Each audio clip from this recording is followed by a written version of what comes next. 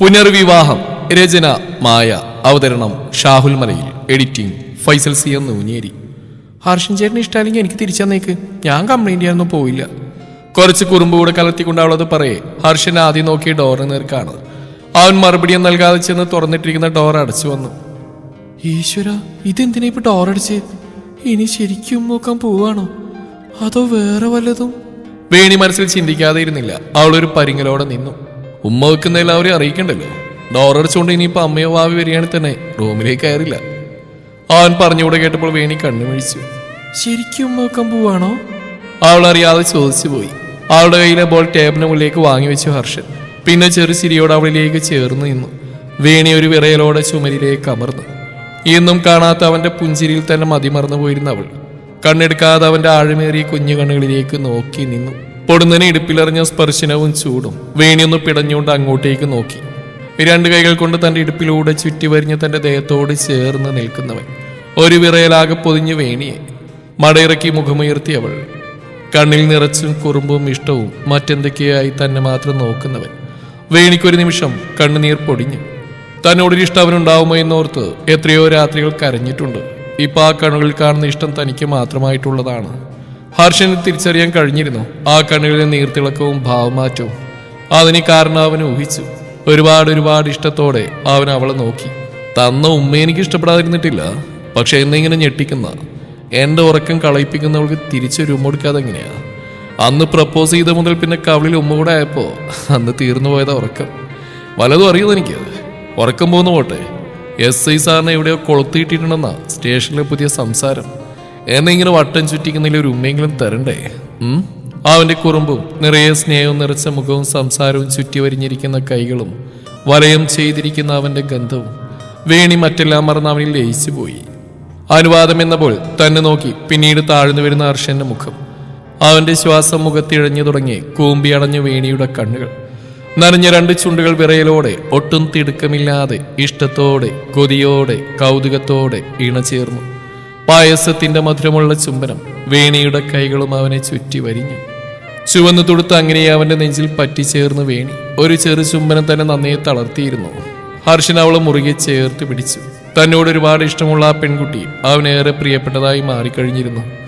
തന്റെ ചുണ്ടുകൾ എത്തിപ്പെടുന്ന അവളുടെ കാതിൻ തുമ്പിൽ അവൻ ചുണ്ടുകൾ കൊണ്ടൊന്ന് തൊട്ടുനോക്കി. തണുത്തുറഞ്ഞ അവ ചുവപ്പണിഞ്ഞു. വേണിയുടെ മേലിലൂടെ വിറപടർന്നു. ഹർഷൻ അതറിഞ്ഞ പോലെ അവളെ തന്നിലേക്ക് ഒന്നുകൂടെ നെഞ്ചിലേക്ക് അമർത്തി. വേണി, ഏട്ടാ! പുറത്തുനിന്ന് ശ്യാമിന്റെ ശബ്ദം കേട്ടപ്പോഴാണ് പിന്നെ അവർ അകന്നു മാറിയത്. വേണി മുടിയൊതുക്കി മുഖം തുടച്ച് അവനെ നോക്കുകൂടെ ചെയ്ത് പുറത്തേക്ക് ഇറങ്ങി. സ്റ്റെയറിന്റെ പകുതി കയറിക്കൊണ്ടാണ് ശ്യാം വിളിച്ചത്.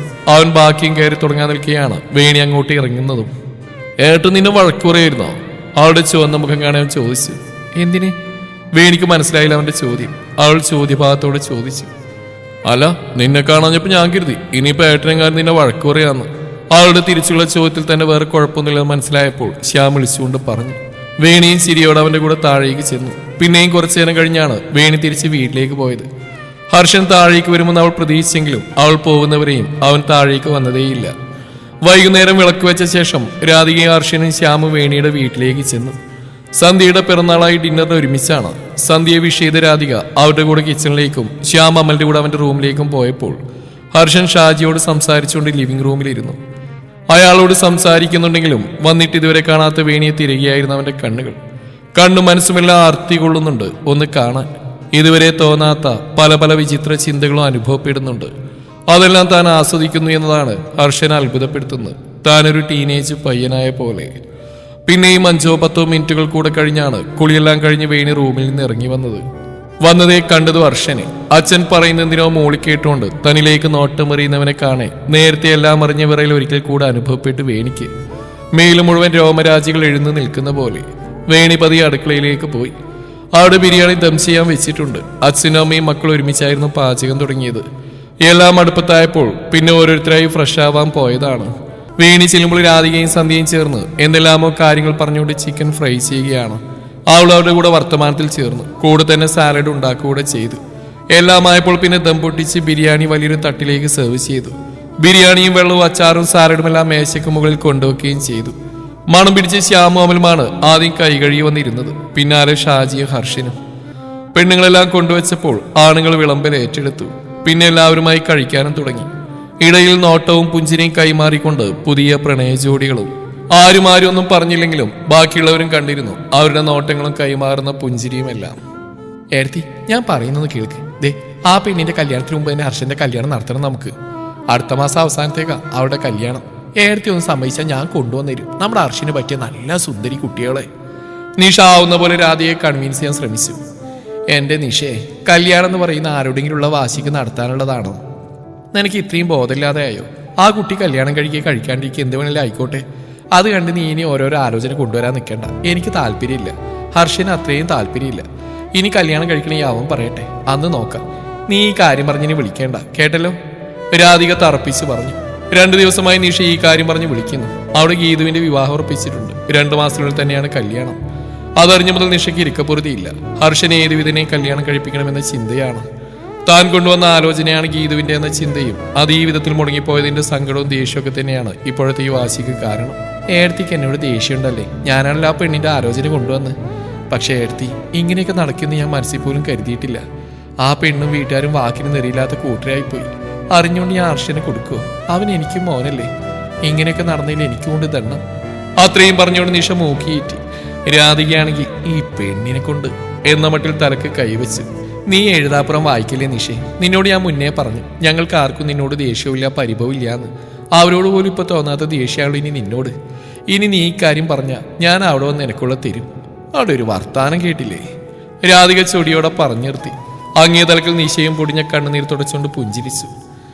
പിന്നെന്താ എഴുത്തി അങ്ങനെ പറഞ്ഞ്? എന്നോട് ഇനി ഹർഷന് വേറെ ആലോചന കൊണ്ടുവരേണ്ടെന്ന് പിന്നെയും സംശയത്തോടെ ചോദിച്ചു നിഷ. എന്റെ പെണ്ണെ, അവനിവിടെ കല്യാണം കഴിക്കാൻ മുട്ടി നിൽക്കുന്നല്ലോ. കുറച്ച് കഴിഞ്ഞു മതി. ഇനി അവനായിട്ട് ആരെങ്കിലും കണ്ടുപിടിക്കട്ടെ. ഇല്ലാന്നുണ്ടെങ്കിൽ നമുക്ക് നോക്കാം. അതും അവന് കല്യാണം കഴിക്കുന്നത് തോന്നിയാൽ മാത്രം. അല്ലാതെ ആ കുട്ടി കല്യാണം കഴിക്കുന്നതെന്ന് പറഞ്ഞ് അവൻ്റെ അടുത്തോട്ട് ചെന്നാൽ അമ്മയാണ് ആൻറ്റിയാണെന്ന് അവൻ നോക്കില്ല. അവൻ്റെ വായിലിരിക്കുന്ന കേൾക്കേണ്ടി വരും. അല്ലേ തന്നെ അങ്ങനെ വാശി കയറി ഇടിപിടി നടത്തേണ്ടതാണോ കല്യാണം? ഒരനുഭവം ഉള്ളതല്ലേ? എന്തായാലും അവൻ കല്യാണം കഴിക്കാതെ സന്യസിക്കാനൊന്നും പോവില്ല. സമയമാവുമ്പോൾ നടന്നോളും. നീ ഓരോന്ന് വെറുതെ ചിന്തിച്ച് തലവെക്കണ്ട, സമാധാനമായിട്ടിരിക്കേ. രാധിക പറയുന്നത് കേട്ടപ്പോൾ നിഷക്ക് പറയുന്നതിലെ ശരികൾ മനസ്സിലായി തുടങ്ങിയിരുന്നു. അതുകൊണ്ട് തന്നെ അവർക്ക് വിളിച്ച കാര്യം നടക്കാത്ത നിരാശ തോന്നിയില്ല. സമാധാനത്തോടെ തന്നെ കോൾ അവസാനിപ്പിച്ചു. രാധികയും ആശ്വാസത്തോടെ ഫോൺ വെച്ചു. അവർക്ക് മനസ്സിലാക്കാൻ കഴിയുന്നുണ്ട് നിഷയെ. ഹർഷനോടുള്ള സ്നേഹവും ഗീതുവിനോടും വീട്ടുകാരോടുള്ള വിരോധവും മാത്രമല്ല, താനായി കൊണ്ടുവന്ന വിവാഹാലോചന നിശ്ചയ ദിവസം തന്നെ മുടങ്ങിപ്പോയതിന്റെ സങ്കടവും അവർക്കുണ്ട്. അതുകൊണ്ട് തന്നെ തന്നോട് ഹർഷനോ രാധിക്കോ നീരസമുണ്ടോ എന്ന ഭയവും അവർക്കുള്ളിലുണ്ട്. തുറന്നു പറഞ്ഞില്ലെങ്കിൽ പോലും ഹർഷനും അറിയാവുന്നതാണത്. ഇങ്ങനെയൊക്കെയാണെങ്കിലും വേണിയുടെ കാര്യം മറ്റാരോടും പറഞ്ഞിട്ടില്ല. വിവാഹം നടത്താൻ ഉദ്ദേശിക്കുന്ന സമയം അടുക്കുമ്പോൾ അറിയിക്കേണ്ടവരെല്ലാം ഒരുമിച്ച് അറിയിക്കാമെന്നൊരു തീരുമാനത്തിലാണ് 2 വീട്ടുകാരും. അതുകൊണ്ടാണ് ഇപ്പോൾ കോൾ ചെയ്ത് ഇത്ര സംസാരിച്ചപ്പോൾ പോലും രാധിക നിഷയോടൊന്നും വിട്ടുപറയാതിരുന്നത്. അങ്ങനെ നമ്മുടെ ക്ലാസ്സും കഴിഞ്ഞു അല്ലേടാ? ഡിപ്പാർട്ട്മെന്റ് ബ്ലോക്കിലേക്കും തിരിഞ്ഞു നോക്കി സങ്കടവും നിരാശയും നിറഞ്ഞ സ്വരത്തിൽ അഞ്ജന പറഞ്ഞു. വേണിയും അതേ ഭാഗത്തിൽ തന്നെ ഇരിക്കാനായി കെട്ടിപ്പടുത്തിരിക്കുന്ന സിമെന്റ് തറയിൽ ചടഞ്ഞിരുന്നു. അവിടെ ഇവിടെയായി തീർത്തും നിശബ്ദമായും ഓർമ്മകളായി വിറക്കിയും വിങ്ങിപ്പൊട്ടിയും കരഞ്ഞും ഒറ്റക്കും കൂട്ടമായും വിദ്യാർത്ഥികളുണ്ട്. ചിലർ സുഹൃത്തുക്കളോടൊപ്പം, മറ്റു ചിലർ പ്രണയിതാവിനോടൊക്കെയായി ഇരുന്ന് നടന്നും വർത്തമാനങ്ങളിൽ പെട്ടാണെങ്കിൽ വളരെ കുറച്ചു പേർ മാത്രം ഒറ്റക്ക്. 2 വർഷത്തെ PGയും ഫെയർവെല്ലും അവസാന എക്സാം ഇന്നത്തോടെ കഴിഞ്ഞിരിക്കുന്നു. പിന്തിരിഞ്ഞു നോക്കുമ്പോൾ കുറേയേറെ നല്ല ഓർമ്മകൾ. എനിക്കെൻ്റെ ഡിഗ്രിയേക്കാൾ ഇഷ്ടം PGയാണ്. നമ്മുടെ കോളേജ്, നമ്മുടെ ക്ലാസ്, നമ്മുടെ ടീച്ചേഴ്സ്, നമ്മുടെ ക്ലാസ്മേറ്റ്സ്, നീ, ഞാനെല്ലാം മിസ് ചെയ്യും. അഞ്ജന വീണ്ടും അടഞ്ഞ ശബ്ദത്തിൽ പറഞ്ഞു. അത് കേട്ടപ്പോൾ വേണിയുടെ കണ്ണിലും ഒരു നീർത്തുള്ളി ഇറ്റാമ്പാത്തിന് വന്ന് നിന്നു. തൻ്റെ കാര്യത്തിലോ സത്യം തന്നെയാണ്. ഈ കോളേജിനോടും ക്ലാസ്സിനോടും തനിക്കൊരു പ്രത്യേക ഇഷ്ടവും താല്പര്യവുമാണ്. തനിക്ക് ഏറ്റവും വിലപ്പെട്ട സൗഹൃദവും സുഹൃത്തിനെയും നൽകിയത് ഈ കലാലയമാണ്. അവൾ അഞ്ജനയെ മുറുകെ പുണർന്നു. അഞ്ജന തിരിച്ചു. നമ്മുടെ സൗഹൃദം ഇവിടെ അവസാനിക്കുന്നില്ലല്ലോടാ. നമ്മൾ എന്നും ഒരുമിച്ചിട്ടുണ്ടാവില്ലേ? എന്താവശ്യത്തിനും എപ്പോഴും ഒരു കോളിനപ്പുറം ഇല്ലടാ നമ്മൾ. വേണി സ്വയം ആശ്വസിപ്പിക്കാനായോ അഞ്ജനയെ ആശ്വസിപ്പിക്കാനായോ എന്ന പോലെ പറഞ്ഞു. അറിയാണ്ട, പക്ഷേ ഇനി ഇതുപോലെ ഒന്നും കാണാൻ ഒരുമിച്ച് ഒരുപാട് നേരം വർത്തമാനം പറയാനും വായി നോക്കാനും മാർക്കിടാനൊന്നും പറ്റില്ലല്ലോ. അതോർക്കുമ്പോൾ സങ്കടാവുക. ആദ്യം സങ്കടത്തിൽ തന്നെ തുടങ്ങിയെങ്കിലും അത് അവസ്ഥ പിന്നെയും മോശമാക്കുന്നവർക്ക് അല്പം കുറുമ്പോടെ ചിരി കലർത്തി പറഞ്ഞു അഞ്ജന. വേണിയും ഒരുമിച്ചുള്ള രസകരമായ നിമിഷങ്ങൾ ഓരോന്നോർത്ത് പുഞ്ചിരിച്ചു. പിന്നെ ഏറെ നേരം കളി പറഞ്ഞ് മനഃപൂർവ്വം സങ്കടം പുറത്തു കാണിക്കാതെ ക്ലാസ് റൂമിലും കോളേജ് മുഴുവനായി നടന്ന് ചുറ്റിക്കണ്ട് 2 പേരും. പിന്നെ കെട്ടിപ്പിടിച്ച് ഉമ്മ വെച്ച് കണ്ണീരോടെ തന്നെ ബൈ പറഞ്ഞു 2 പേരും. അഞ്ജനയുടെ സ്കൂട്ടി കണ്ണിൽ നിന്നും മാഞ്ഞു കഴിഞ്ഞാണ് വേണി തിരികെ വണ്ടിയെടുത്തത്. ഒരിക്കൽ കൂടെ തന്റെ കോളേജ് കവാടത്തിലേക്ക് നോയിക്കൊണ്ട് വിങ്ങലോടെ വണ്ടി തിരിച്ചു അവൾ. ഇത്രകാലത്തെ വിദ്യാഭ്യാസ ജീവിതത്തിനിടയിൽ ഇത്രയും ഇമോഷണൽ ആയിട്ടൊരു പീരീഡ് ആദ്യമായിട്ടാണ്. അതിന്റെ ഏറ്റവും പ്രധാന കാരണം അഞ്ജന തന്നെയാണ്. വന്നുപോയ മറ്റു കൂട്ടുകാരെ പോലെയല്ല തനിക്കവൾ. മറ്റാരേക്കാളും തനിക്ക് പ്രിയപ്പെട്ടവളാണ്. തന്നെ മറ്റാരേക്കാളും മനസ്സിലാക്കുന്ന, തന്നെ അങ്ങനെ അംഗീകരിച്ച, യാതൊരു മറയുമില്ലാത്ത തനിക്ക് ഏറ്റവും ഭംഗിയേറിയ സൗഹൃദം വെച്ച് നീട്ടിയ, തന്റെ ഏതവസ്ഥകളിലും കൂടെ നിന്ന പ്രിയപ്പെട്ട തന്റെ കൂട്ടുകാരി. 1-2 മാസങ്ങൾക്കുള്ളിൽ അവൾ ഭർത്താവിനൊപ്പം ജോലിസ്ഥലത്തേക്ക് പോവുകയാണ്. പിന്നെ വല്ലപ്പോഴും വെക്കേഷന് മാത്രം നാട്ടിൽ വരുമ്പോഴേ കാണാൻ കഴിയും. അതുകൊണ്ടാണ് തങ്ങൾ രണ്ടുപേർക്ക് ഈ പിരിയിൽ ഇത്രയും വേദന നൽകുന്നത്. ഓരോന്ന് ആലോചിച്ചാണ് വേണി വീട്ടിലെത്തിയത്. സന്ധ്യ അടുക്കളയിലാണ്. അവൾ ശബ്ദമുണ്ടാക്കാതെ ചെന്ന് അമ്മയുടെ പുറകിലൂടെ അവരെ ചുറ്റിപ്പിടിച്ച് നിന്നു. സന്ധ്യ ചെറിയൊരു ചിരിയോടെ മുഖം തിരിച്ചു. തന്റെ ചുമലിൽ വാടിത്തളർന്നവണ്ണം നിൽക്കുന്നവളെ വാത്സല്യത്തോടെ വലം കയ്യാലൊന്നൊഴിഞ്ഞു. എങ്ങനെയുണ്ടായിരുന്നു എക്സാം ഒക്കെ? നല്ല സങ്കടം ഉണ്ടല്ലോ അമ്മയുടെ കുട്ടിക്ക്. ക്ലാസ് തീർന്ന സങ്കടമാണോ? സന്ധ്യ അവൾക്കുള്ള ചായ എടുത്തുകൊണ്ട് ചോദിച്ചു. എക്സാം വലിയ ടഫൊന്നുമില്ലായിരുന്നു. ബട്ട് ക്ലാസ് തീർന്നല്ലോ എന്ന് ആലോചിക്കുമ്പോൾ സങ്കടമാവുക. അഞ്ജനെ ഇനിയൊന്നും കാണാൻ പറ്റില്ലല്ലോ. അവൾ പോവില്ലേ എന്നൊക്കെ ഓർത്തിട്ട് ഞാൻ അവൾ ഒരുപാട് മിസ് ചെയ്യും. വേണി അമ്മയെ വിട്ട് ചെയറിലേക്ക് ഇരുന്നുകൊണ്ട് നിരാശയോടെ പറഞ്ഞു. സന്ധ്യ ക്ലാസ്സിൽ പകർന്നെടുത്ത ചായയുമായി അവൾക്കടുത്തേക്ക് ഇരുന്നു. ചായ മുന്നിലേക്ക് നീക്കി അന്നുണ്ടാക്കിയ ഇലയടങ്ങിയ പാത്രം മൂടി തുറന്ന് അത് മുന്നിലേക്ക് വെച്ചു. സങ്കടമൊക്കെ ഉണ്ടാവും, പക്ഷെ ഇങ്ങനെയൊക്കെയല്ലേടാ ഒരു മനുഷ്യൻ്റെയും ജീവിതം. നമ്മൾ ആഗ്രഹിക്കുന്ന പോലെയൊന്നും ആവില്ലല്ലോ. ഇഷ്ടമുള്ള മനുഷ്യരെല്ലാം നമ്മുടെ ചുറ്റും വേണമെന്ന് ആഗ്രഹിക്കാൻ പറ്റുമോ? അഞ്ജനക്കായാലും ഇപ്പോഴുള്ള ഈ സങ്കടം കഴിഞ്ഞാൽ ഭർത്താവിൻ്റെ കൂടെ പോയ സന്തോഷം തന്നെയാവും. അവിടെ ഇവിടെയായിട്ട് 2-3 വർഷമായില്ലേ, ഇനി ഒരുമിച്ച് ജീവിക്കട്ടെ. അതാലോചിച്ച് സങ്കടപ്പെടുകയൊന്നും വേണ്ട. അവർ പോകുന്നതിന് മുമ്പ് നമുക്ക് എല്ലാവർക്കും കൂടെ അവൾക്കൊരു വിരുന്ന് നൽകാം. എന്നിട്ട് ഹാപ്പി ആയിട്ട് അവളെ യാത്ര അയക്കാം. പിന്നെ എവിടെ പോയാലും എത്ര ദൂരേക്ക് പോയാലും സ്നേഹവും സൗഹൃദവും ഒന്നും ഒരിക്കലും ഇല്ലാതായി പോവില്ല. എത്ര ദൂരെയാണെങ്കിലും അവർ നമ്മളിലേക്ക് തന്നെ വരും. അഞ്ജനയും സൗദിയിൽ പോയാൽ നിന്നെ മറന്നുപോകുന്നില്ല. ഇപ്പോഴുള്ള സൗഹൃദം ഇന്നും നല്ല രീതിയിൽ മുന്നോട്ട് കൊണ്ടുപോകാൻ എഫേർട്ട് എടുത്താൽ മാത്രം മതി. എന്നും ആ സൗഹൃദം കൂടെ ഉണ്ടാവും. പിന്നെ ക്ലാസ് കഴിഞ്ഞാൽ എന്താ, നാളെ മുതലേ വാവയുടെ കൂടെ കോച്ചിങ്ങിന് പോവല്ലേ. അപ്പൊ പിന്നെ ഇനിയും പഠിക്കാം. അവിടെയും നല്ല കൂട്ടുകാരെ കിട്ടും. ഇനി ആരെ കിട്ടിയില്ലേലും അവനുണ്ടല്ലോ. നന്നായി പഠിച്ചാൽ പെട്ടെന്ന് തന്നെ സർക്കാർ ഉദ്യോഗം കിട്ടും. അത് കഴിഞ്ഞാൽ പിന്നെ നിങ്ങളുടെ കല്യാണവും നീട്ടിവെക്കില്ല. ഇപ്പൊ തന്നെ അർഷനെ പിടിച്ച് കെട്ടിക്കാഞ്ഞിട്ട് അവരുടെ ബന്ധുക്കൾക്കും നീ ഇവിടെ കല്യാണം കഴിക്കാന്നിട്ട് ഇവിടുത്തെ ബന്ധുക്കൾക്കും സമാധാനമില്ല. ഇന്നലെ കൂടി വല്യച്ഛ വിളിച്ചപ്പോൾ നിന്റെ കല്യാണക്കാര്യം സൂചിപ്പിച്ചിരുന്നു. അച്ഛൻ എന്തൊക്കെയോ പറഞ്ഞ് പിടിച്ച് നിർത്തിയിരിക്കുക.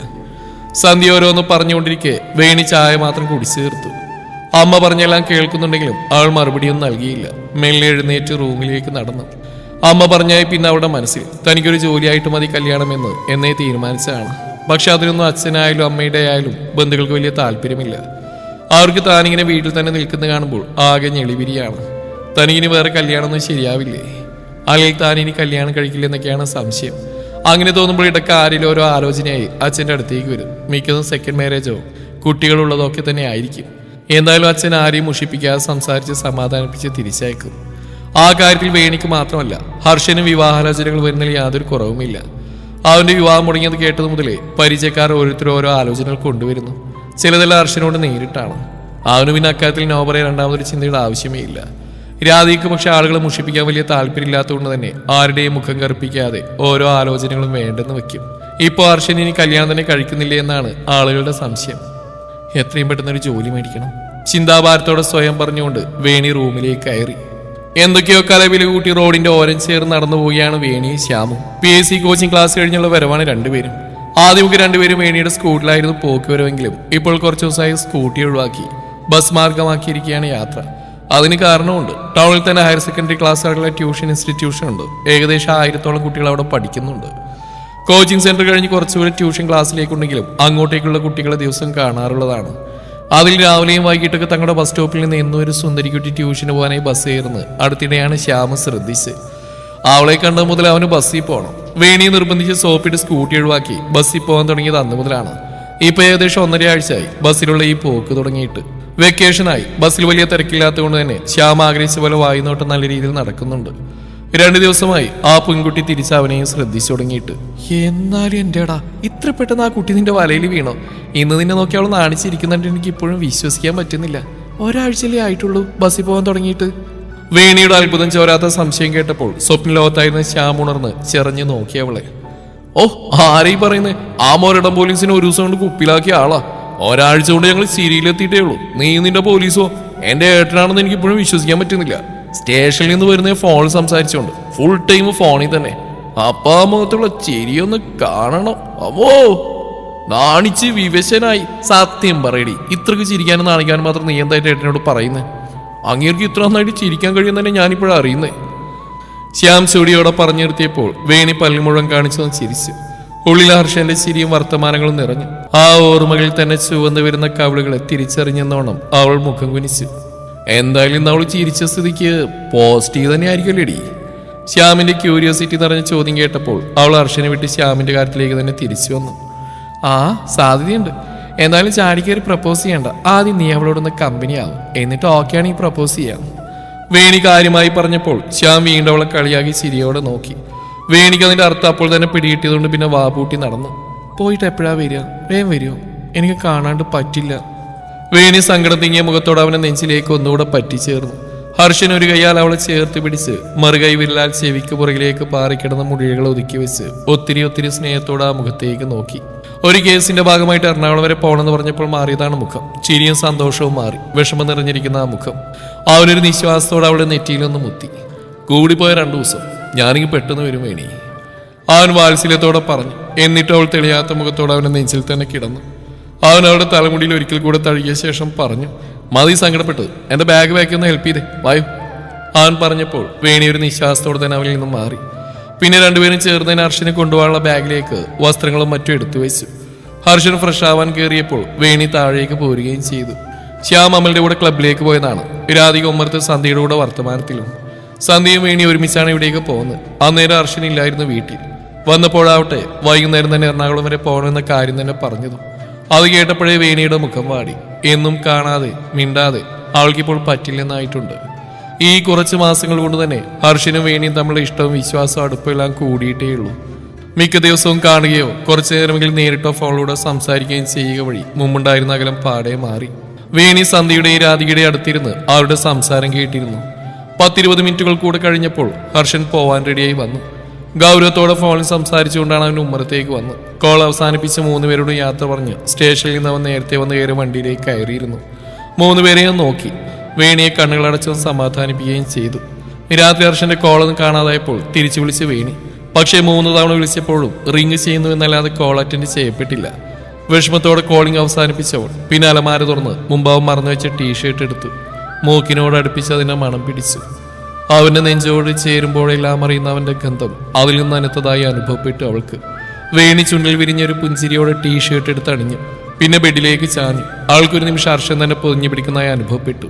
അവനെക്കുറിച്ച് മാത്രം ചിന്തിച്ചുകൊണ്ട് അവൾ ഉറക്കത്തിലേക്ക് പതിയെ വീണു.